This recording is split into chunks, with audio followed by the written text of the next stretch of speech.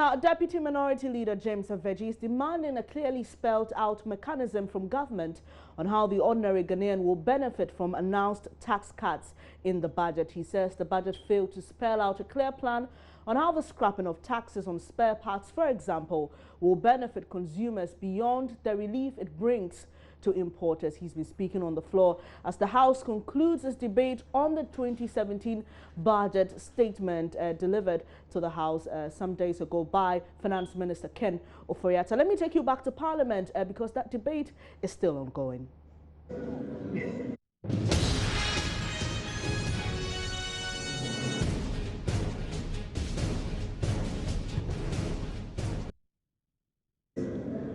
For development. That, in essence, is a rehash of the constitutional provision. Then it goes further.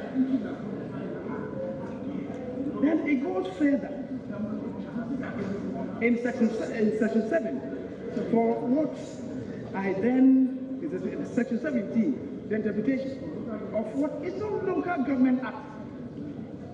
My God, have patience. I'm working for you to do that service.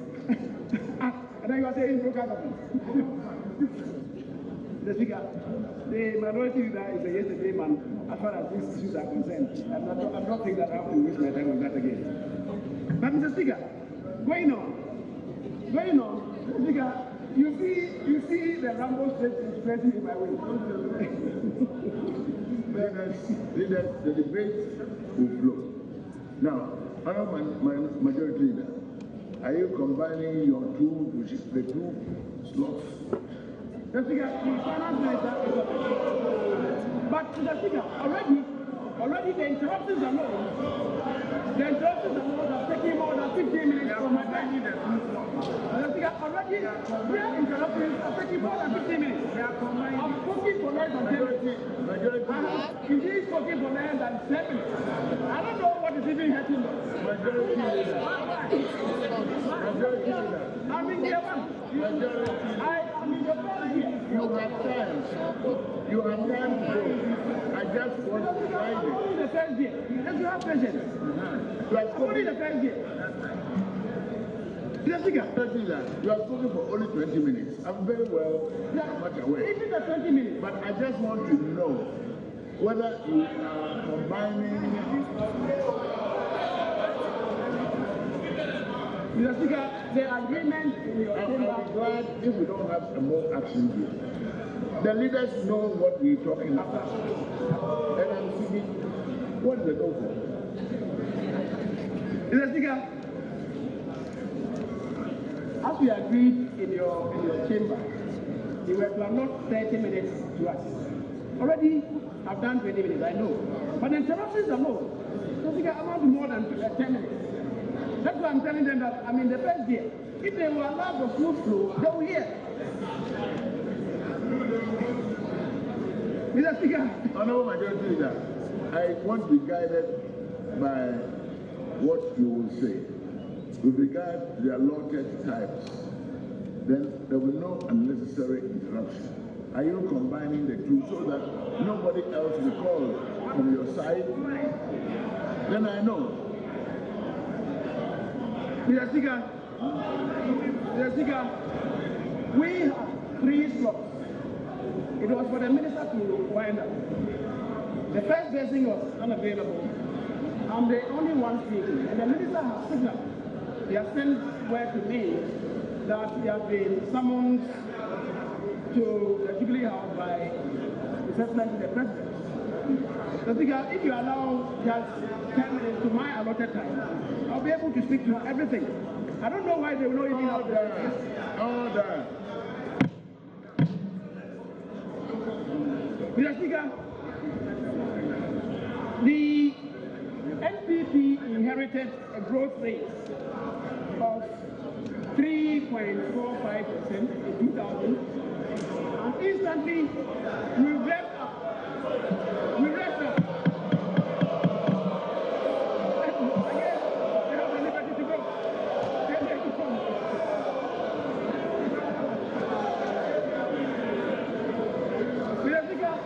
Just the following year, we were able to increase GDP growth rate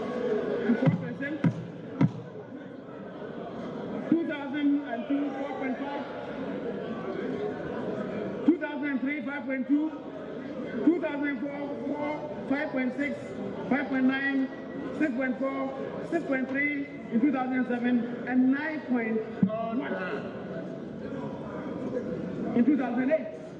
The Speaker, 2009, from 9.2, giving the managerial competence of the NDC, they nosedived the economy, and we only succeeded in growing at 2.90%, which increased to 9.29. And indeed, Mr. Speaker, since 2011, when we hit 14.10%, 2012, we came down to 12.94, 6.65, 3.30, 3.82, and now 3.49% in 2016. It tells you how poorly they are managing the economy. And they have some pride to say that they are better managers. Mr. Speaker, the underpinning policy for the budget statement that the Mills Mahama administration have rolled out since 2009, that is for these 8 years, have been 1, ensuring and sustaining macroeconomic stability, 2, enhance competitiveness of the Ghana private sector, 3, accelerated agricultural modernization and natural resource management, 4, oil and gas development, 5, infrastructure and human resource development, 6, human development, productivity and employment, 7, transparent and accountable governance. These have been the policy underpinnings of all the budgets that we have seen under Mills and Mahama. Mr. Speaker, by the NDC's own program, from their medium-term growth targets, the highest GDP growth rate was expected to be recorded in 2016-2017. That is your medium term.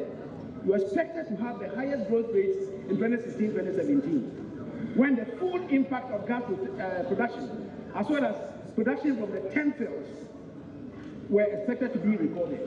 And what are we seeing? A nosedive. A nosedive.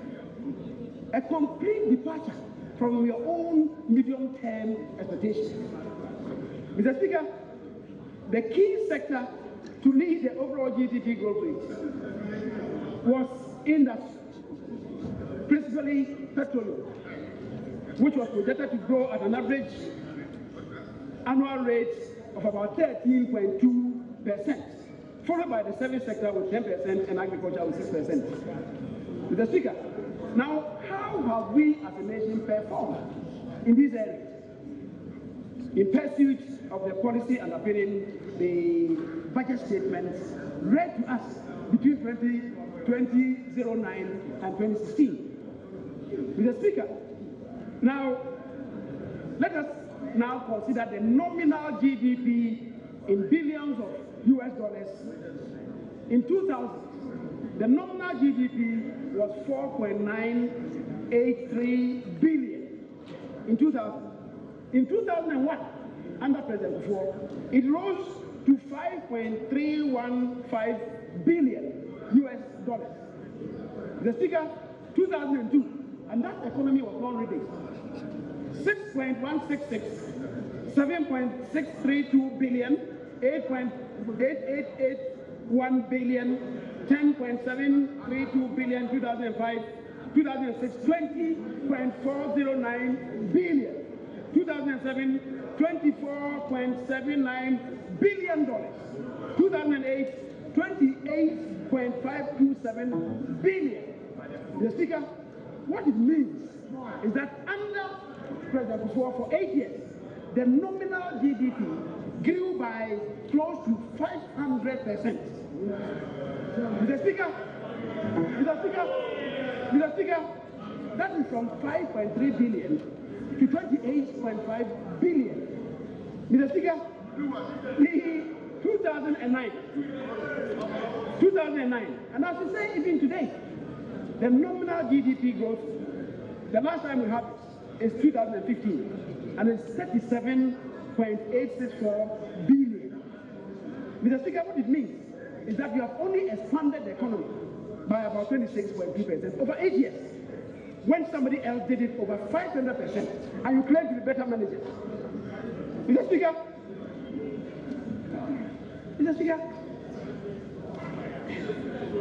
now, Mr. Speaker, let us consider. Mr. Speaker, this is done by the NDPC with the statistics from Ghana Statistical Service. It's from Ghana Statistical Service.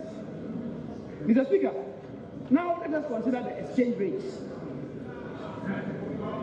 The exchange rates of the cedi to $1 in 2001 is about 72 pesos in current rate denominator figure.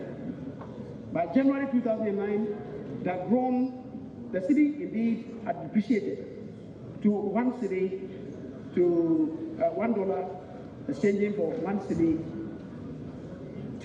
15 pesos. The Speaker, by January 7th, 2017, the exchange rate to the dollar was 4.3. By January, it was 4.3 Ghana cedis to $1, representing a depreciation. Using the 2009 figure as the base rate, a depreciation of over 280%. Whereas under Kufuor, the depreciation was 23%. And you claim to be better managers of the economy. Yes, that is what the people of this country would understand. Mr. Speaker, there is a huge debt overhang and rising interest payments caused by unbridled borrowing, which somebody said he would continue to do because he will not borrow to drink beer or eat chichinga with it. Mr. Speaker, today the debt stock has risen from 9.5 billion as obtained in 2009 to 122 billion. And for this year alone, we require 14 billion Ghana cedis to service the debt bequeathed by the Milk Mahama administration. Yeah, Mr. Speaker, thank you very much. Mr. Speaker, I just need to correct the record. The majority leader in taking his position claimed that the 8-year period of the NDC. The honourable member is entitled to make a point of correction. Thank you. Harun. Yeah, the majority then is in making submission. Claim that the NPP government in 8 years performed better than the NDC as far as real GDP growth is concerned. And he sought to claim that in non-oil performance, our performance was nowhere near that of the NPP. I want to straighten the record, Mr. Speaker. Mr. Speaker, in the 8th year for the NPP, 2001 to 2008, the average GDP, which was non-oil, comes at 8%, 5.8% for the 8 years of the NPP. Let's take the non-oil performance of the NDC from 2009 to 2015, and let's see what the record is. In 2009, when there was no oil, the real GDP growth stood at 4.8%. In 2010, real GDP 7.6%, non-oil. 2011, non-oil, we stood at 8.2% growth. Non-oil 2012, 8.6% growth. 2013, non-oil 6.6% growth. 2014, non-oil 3.9% growth. And 2015, 3.1%.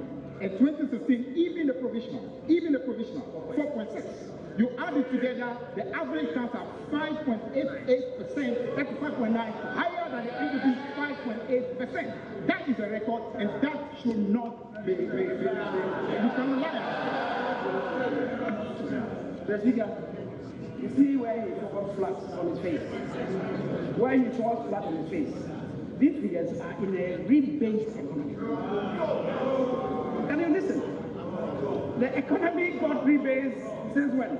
2008. So you see, when I tell them that they are comparing apples with oranges, they think about going. They are yesterday men. He's a yesterday man. They think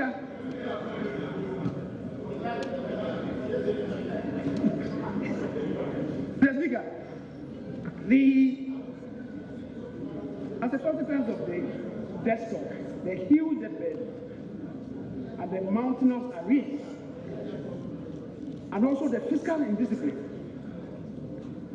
excessive sole sourcing, and weak controls in the system, the country is hemorrhaging. We are bleeding internally. As a consequence, there's very little capital investment due to the huge debt service. As I said, for this year, we require over 14 billion for debt servicing alone. No thanks to what the NDC did.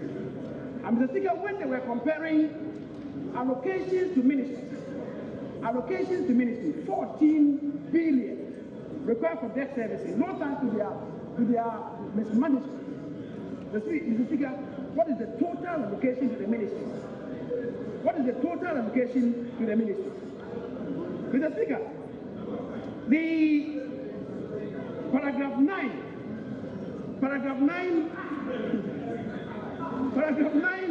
of the budget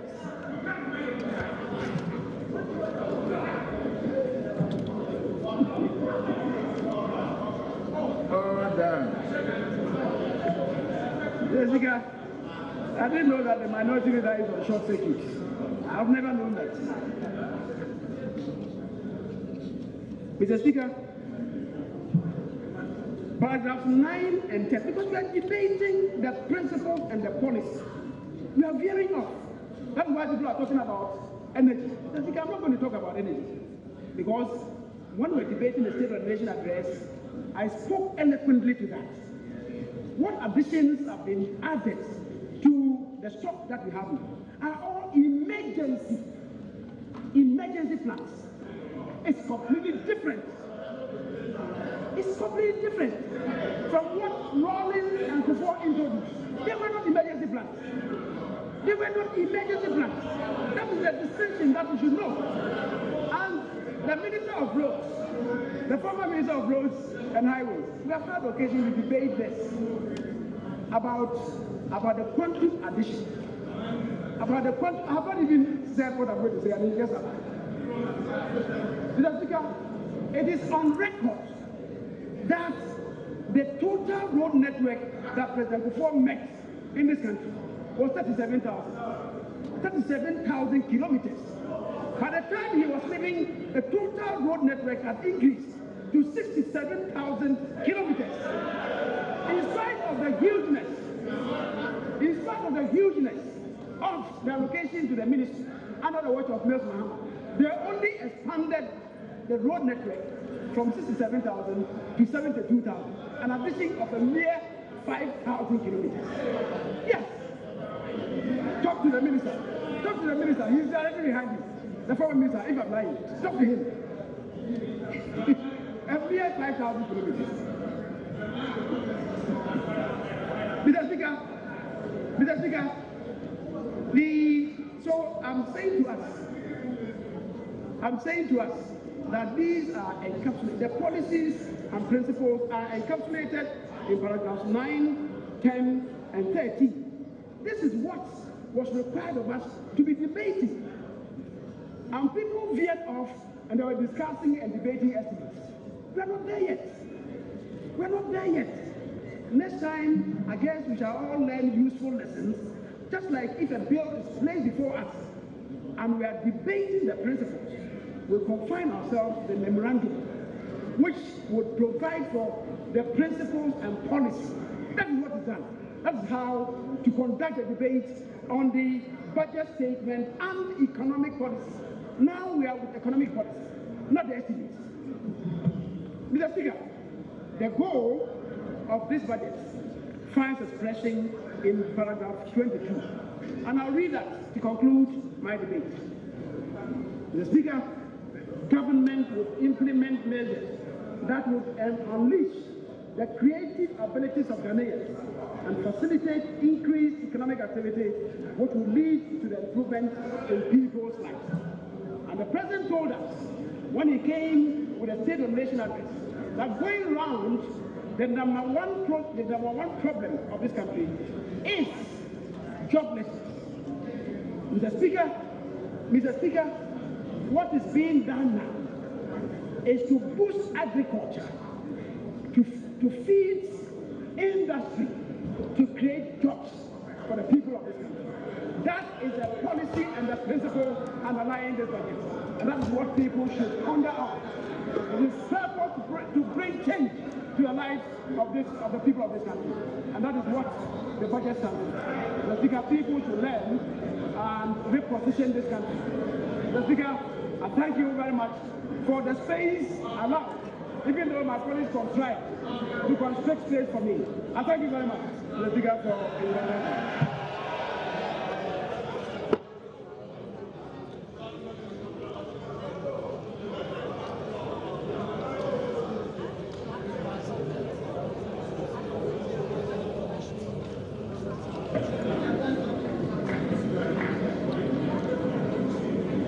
Honorable Minister for Finance, you may want to make a few remarks. Conclude the debate. Spread it.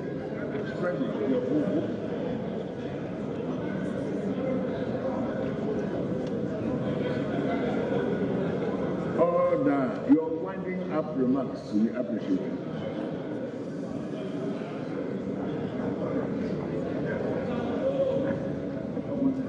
Thank you very much, Mr. Speaker.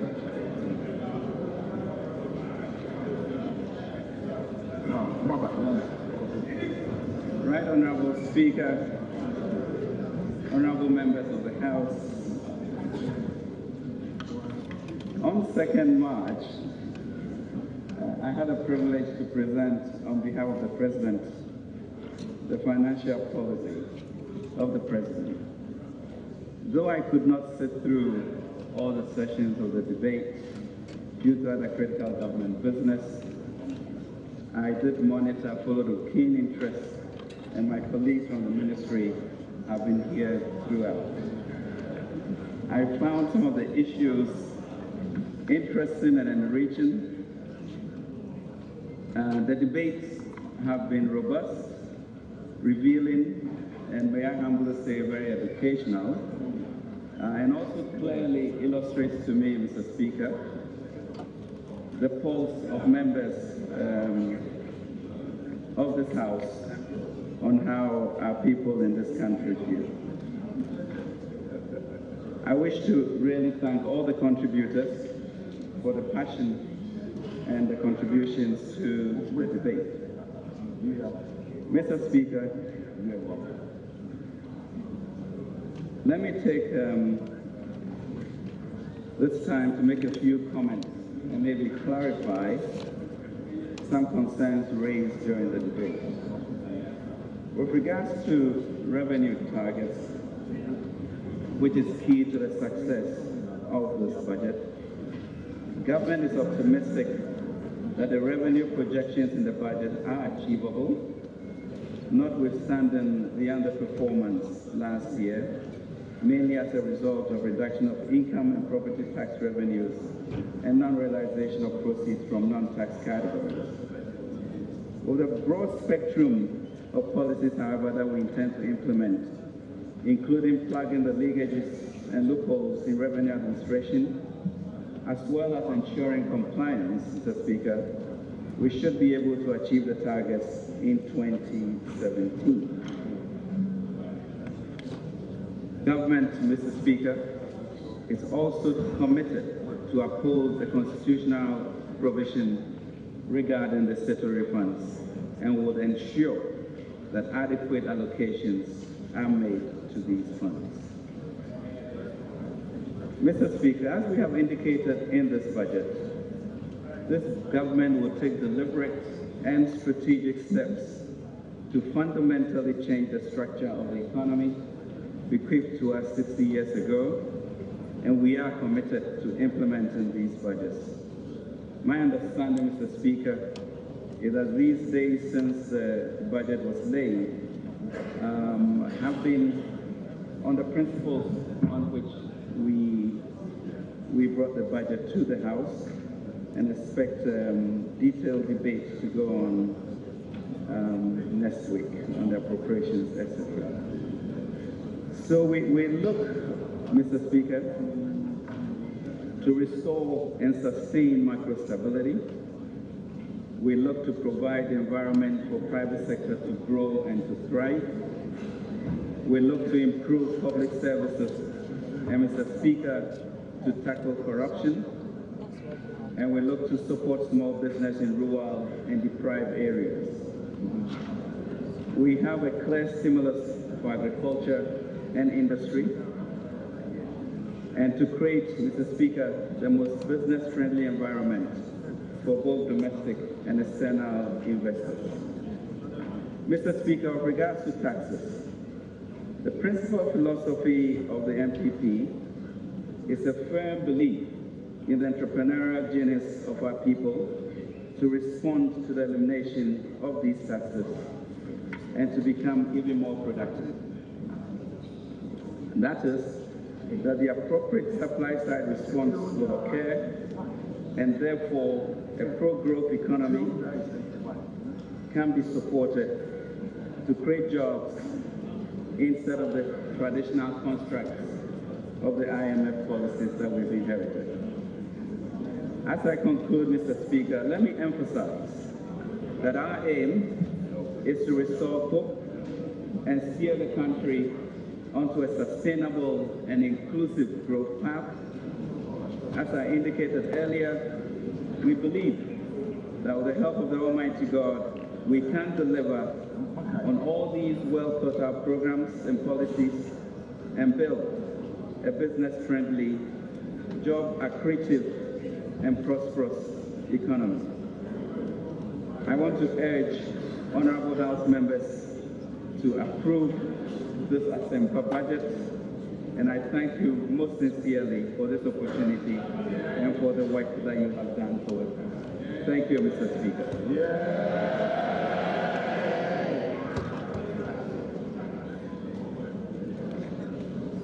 Thank you very much, Honorable Minister. Order.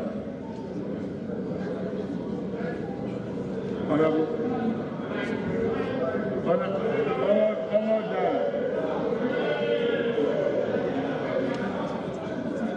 members, at the conclusion of the debate, the question is, as many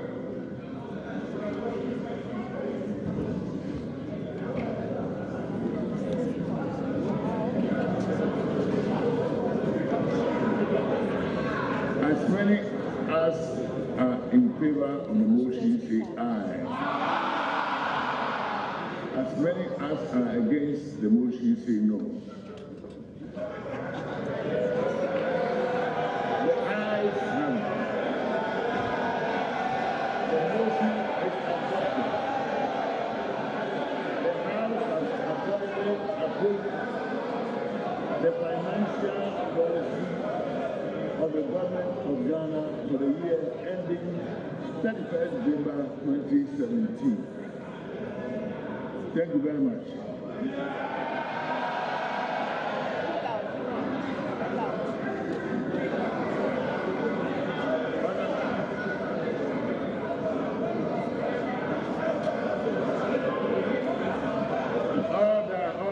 Order. Honorable members, there is a communication from the President.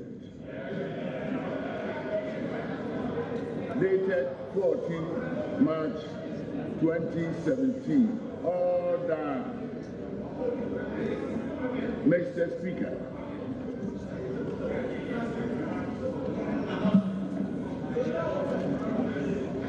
In accordance with Article 78(1) of the Constitution, I wish to inform you that I have nominated the following ministers of state designates for approval by Parliament.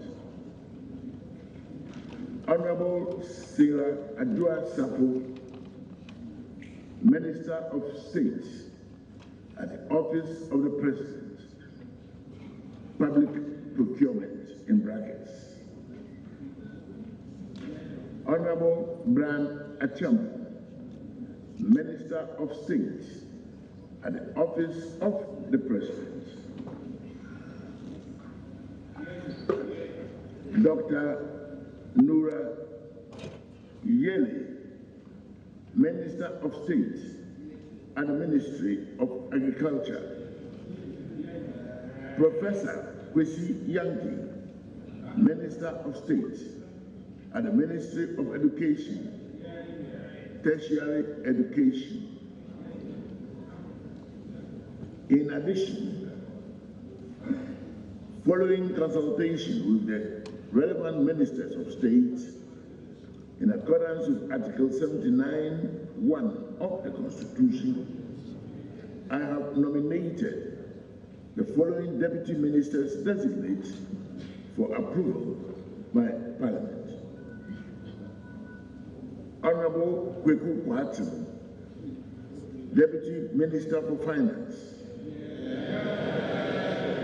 Honorable Abena Osei Asari, Deputy Minister for Finance. Mr. Charles Eduboy, Deputy Minister for Finance. Mr. Owuraku Eidu, Deputy Minister for Energy. Honorable Owuraku Eidu. Honorable Joseph Kujo, Deputy Minister for Energy. Dr. Mohammed Amin Atta,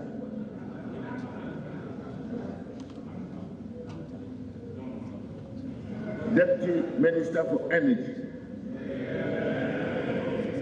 Honorable Osei Bonsu Amwa, Deputy Minister for Local Government and Rural Development. Honorable Collins Inti, Deputy Minister for Local Government and Rural Development.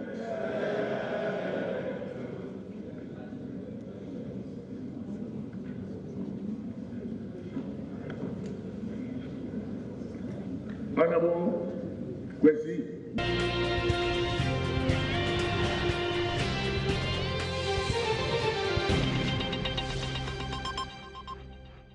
This is the Joy News channel. Apologies, we had to cut in to that debate in Parliament on the budget statement read by the Finance Minister some days ago. I'll have to take you to the Alisa Hotel where the Ghana Olympic Committee Congress is currently underway, and my colleague George Addo Jr. is there. We're picking some news that Gideon Kolte, who is the president of the Ghana Amateur Boxing Federation, has passed on. Hello, George. What more can you tell us about this? Really sad news here at the Alisa Hotel. Truly, when the nerves were rising and we're getting ready for the election, the GOC elective congress here at the Alisa Hotel, we had news that the president of the Ghana Amateur Boxing Association, Gideon Kolte, had passed on, and he passed on this morning. Just to join me to give us some more details on this is the PRO of the Ghana Boxing Authority, Nadakwa, will be joining me right now, so we can get into a bit of the details in there. Very, very sad news here, because of course he was expected to vote today either for the winner or for the loser. Now, thank you very much for joining me, and you are live on Joy News, obviously. You gave me the story. Tell me, what exactly happened to Gideon Kolte? Yeah, what exactly happened is not known to us yet. But what we know is in the morning, I asked of him and I was told he's taken ill and that he's been rushed to hospital. So we're just waiting for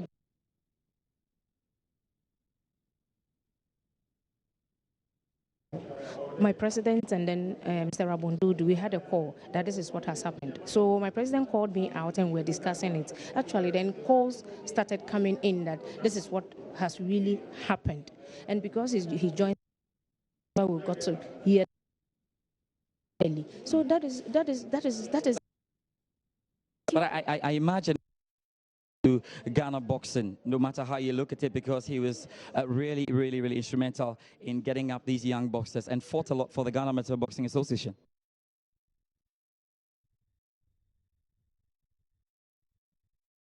Amateur boxing to the various regions where they've not even heard amateur boxing. Gideon sent boxing there. So he just loved the sports. Gideon Quarter loved boxing. So he did boxing with his heart, his money, without any help, before he was voted as the president of the amateur boxing. So it's very sad. I can even say it's Gideon who brought me into boxing, because he was promoting at the president's canteen. That was where I started following boxing. And it was like every Friday there is promotion at the prison's canteen. I'm sure you're very sad. Very sad. Very sad. Let me allow you to pass your grief then. That's, of course, that's the PRO of the Ghana Boxing Authority, Nadakwa, telling us about Gideon Korte. He was the unlikely news source here at the Lisa Hotel. I would just have to update you now on what's happening with the GOC Elective Congress. A couple of things to look forward to, yes. I know that for the incumbent, Francis Dodu, Professor Francis Dodu, he wasn't allowed to render the accounts the last time out because of a court injunction. Today here, he has been allowed to do that, and the reports are currently ongoing to my right. I've seen Benunu Mensah, who's a sole challenger for this particular election and challenging the incumbent Francis Dodu. The Electoral Commission have come in, have put up the ballot boxes, and we're just getting up there. The nerves are rising, as you expect, obviously, as the Ghana Olympic Committee decide to choose who the new leader will be for the next 5 years. So here at the Lisa Hotel, things are really cool, and we're definitely going to be keeping you up on track. I've seen a number of dignitaries. Truly, the sports minister was here before, and we're having conflicting results. Conflicting stories, whether the sports minister left because he couldn't wait and that the program started late. He was here for about 45 minutes. We also know that the Richard Apokabi, when he was giving his report, said that the sports minister had to move on to other pressing matters, obviously. So sports minister had left, and Joe Kwenger, the director of the National Sports Authority, stood in for him and read the speech. All that we've got, the dignitaries are here, and everything is looking fine. I'm sure the next news you hear from us here at the Lisa Hotel will be who has won this and who will be the new president of the Ghana Olympic Committee, or if we're still going to have the incumbent winning. All of that coming your way right on Joy News.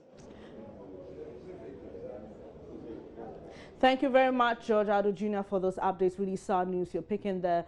George just brought us some updates on the GOC Congress happening at the Alisa Hotel. Is yet to start, and also on the sad news on the demise of the president of the Ghana Amateur Boxing Federation, Gideon Korte. You're still here on the Joy News channel. We'll take you back live to Parliament, where the final debate on the budget statement delivered by Finance Minister Ken Ofori-Atta is underway.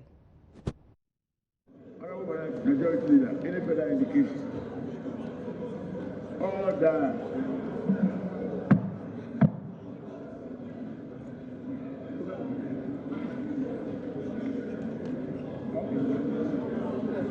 Honorable Majority Leader, is there any further indication? Speaker, we can go to item number 7 on page 3.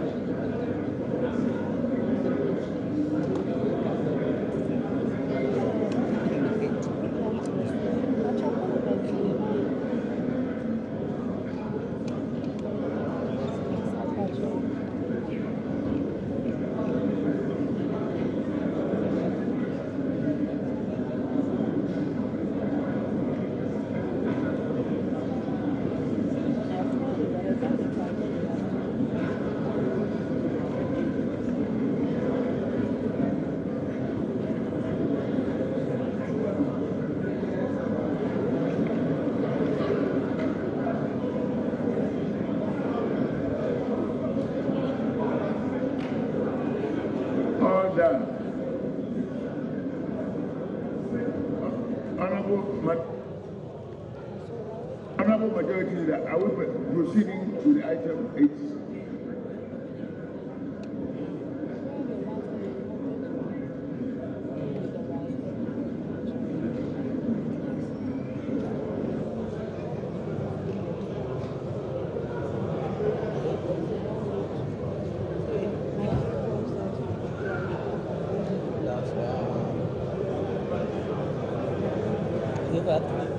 Get work early, have to come like this.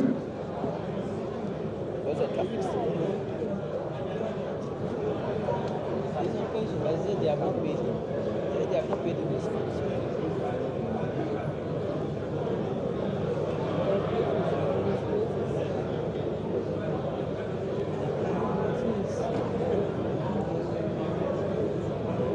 No, I don't think it's 2. Maybe 2. That good is nothing.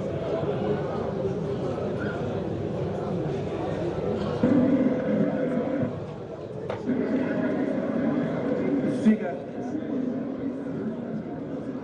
when I talk,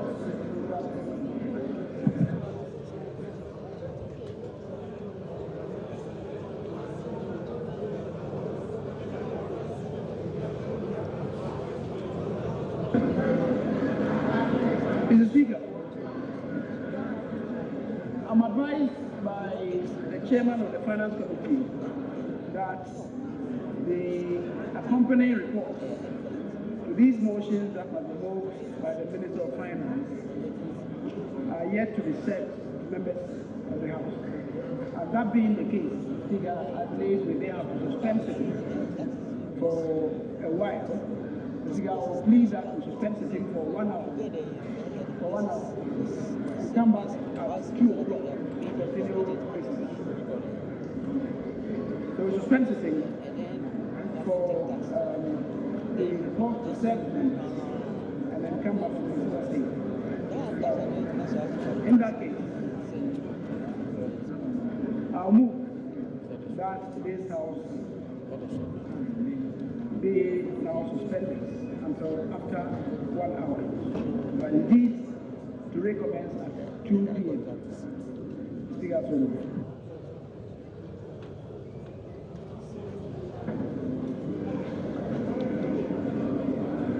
Honorable Minority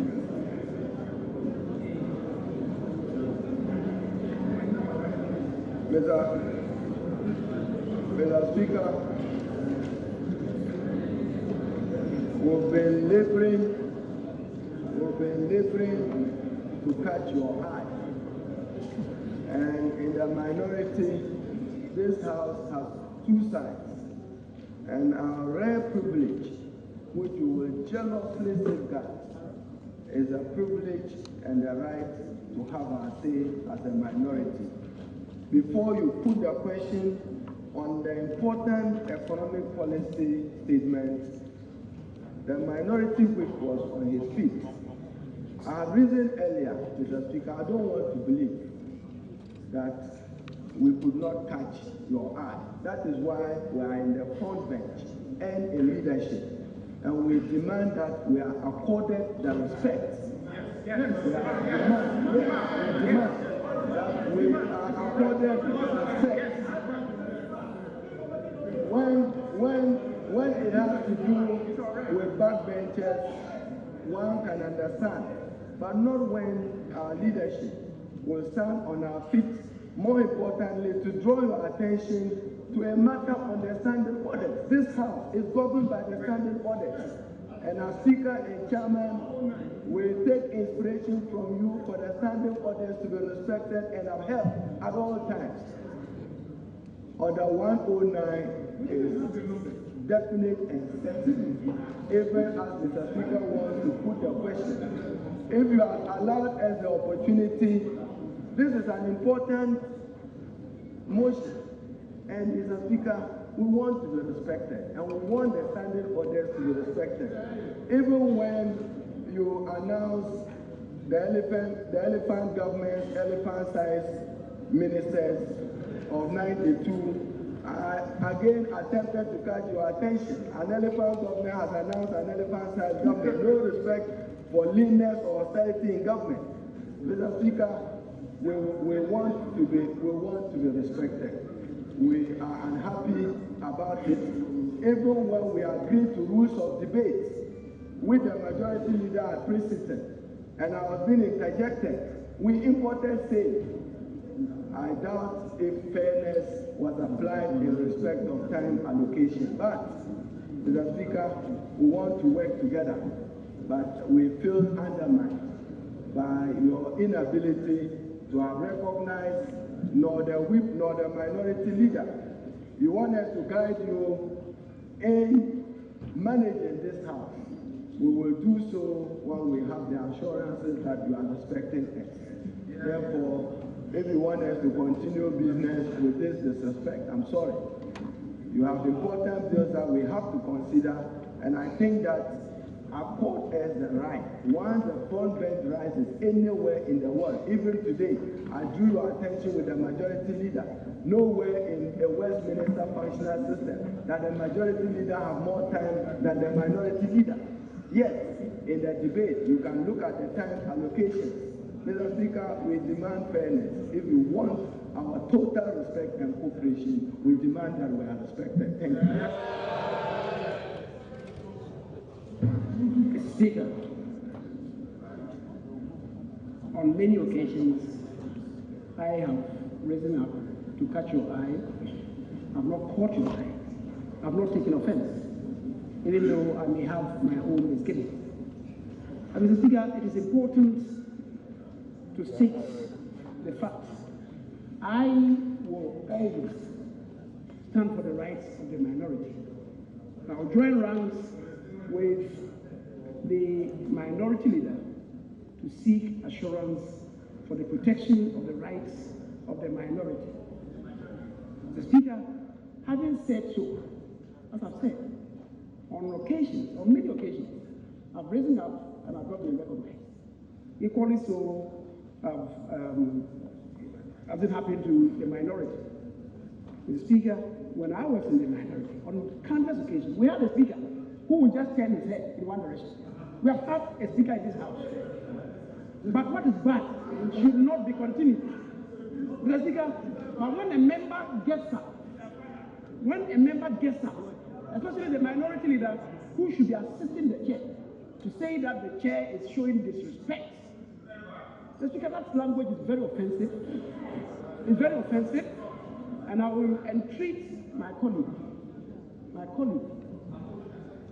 to be minded to moderate his language in this house. I will treat him. Because these are early days yet. And on occasions when we have come to taking questions, putting questions and responding to same, we have seen members on the other side deliberately walk out. If that is the new rule of engagement, we are prepared for that. We are prepared for that. If that is the new rule of engagement, Mr. Speaker, respectfully, we are prepared for that. Mr. Speaker, to draw attention to Order 93.5, that the conduct of Mr. Speaker, members, the Chief Justice and Justices of the Superior Court of Judicature, shall not be raised except upon a substantive motion and in any amendment, question to a member or remarks in a debate on a motion dealing with any other subject, any reference to the conduct of the persons mentioned shall be out of order. Mr. Speaker, I have moved a motion for the suspension of the House. And I thought that the duty for my colleague was to either second the motion or not.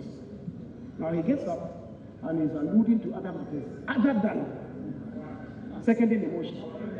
Mr. Speaker, on the basis of Order 93.5, respectfully to my colleague, I think the words that he used are very offensive to the chair, and I'll plead with him that these are early days and that we must withdraw those words that the Speaker was showing disrespect to him.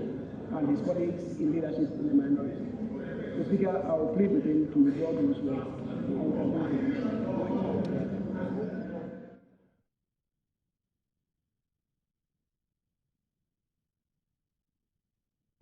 That'll be all for this edition of Joy News Today. My name is Benes Abubedo. Apologies we couldn't bring you the two other headline stories, but we brought you a parliamentary sitting. And in Parliament today was the final debate, or it is the final debate, of the budget statement read to the House by Finance Minister Ken Ofori-Atta. We also brought you that breaking story about the death of Gideon Korte, who is the president of the Ghana Amateur Boxing Federation. Please stay with us here on Joy News. The Marketplace is up next. My name is Benes Abubedu. For more news, log on to myjoyonline.com. Do enjoy the rest of your day.